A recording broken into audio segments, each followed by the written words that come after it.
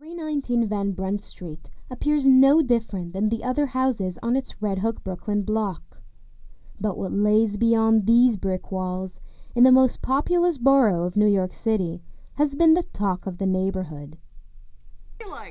Maria Mackin says people call her the Chicken Lady. 4 years ago, she brought home 4 chickens, and today her backyard hatchery is occupied by more than 40 hens. This mother of 3 says the eggs they lay are unlike anything you'll find in your local supermarket. There's no comparison. It's just unlike any other egg you'd ever have. Even the organic eggs, like the ones that are billed organic and are $5 a dozen, those eggs don't taste like these eggs. Maria's chickens lay about a dozen eggs a day. Every day, an egg's used in some way. Egg frittatas, they got it. A lot of just soft-boiled eggs in the morning. Fettuccine Alfredo, unbelievable the difference. Maria's community enjoys the benefits of her homegrown operation as well. She sells her eggs for $5 a dozen. I sell them to Cobblestone Foods, and I sell them outside my window, or people just like kind of knock. And I barter too. I'll say, oh, you pick up my kid from school, I'll give you a dozen eggs, sure.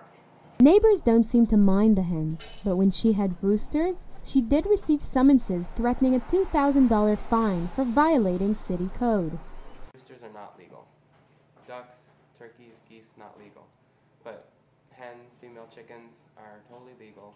You just can't bother your neighbors. Owen Taylor is the training and livestock coordinator of City Farms, a nonprofit organization that assists community gardens and individuals grow food locally.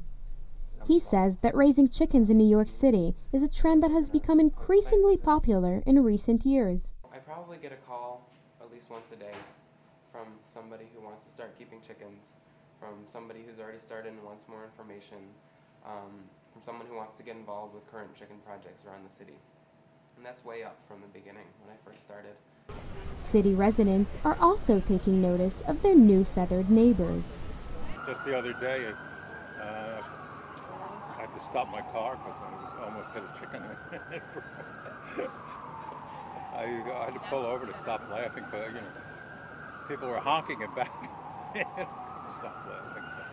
Dr. Joan Gusso is Professor Emeritus of the Nutrition Department at Columbia University's Teachers College. I'm going to be 80 next year. I figure I'm a good model for what good food does. I mean, I've been eating basically a lot of what comes from my own backyard for a long time. Dr. Gusso says that locally grown food is fresher and healthier than what's found in supermarkets, because once produce is picked, its vitamins and nutrients begin to degrade. And she says there are also nutritional benefits to locally grown eggs like Maria's. There are more omega-3s in the eggs that come from chickens that graze, but I must say that I think that chickens that are basically pretty free and living pretty healthy lives are a lot different than the chicken you're ordinarily getting in the supermarket, which has been raised in a space so small it can hardly turn around. The locally grown food is not FDA inspected for salmonella contamination, bacteria, and mold. Dr. Gusso is not concerned. If you're counting on the FDA inspectors, I wish you luck. I don't worry in this situation about an FDA not having inspected a chicken that was grown in Brooklyn, because you're talking on a very small scale. The chances of it being contaminated are small, and the eggs, as far as the eggs are concerned, there's no reason why they shouldn't be perfect. So when Maria's hens stop laying eggs, chicken is on the menu for dinner. The one day I was serving up one of the roosters, and one of my older daughter, my 16-year-old, said, "Hey, Betty," Betty's my middle daughter, she's 12, "Betty, you know what you're eating?" And Betty's, eating, she goes, "You're eating that gray rooster outside." And Betty said, "No, I'm not. That's ridiculous." And so she put her fork and knife down, she ran outside, and she looked and saw that the gray rooster wasn't there. And she was like, "Oh my God."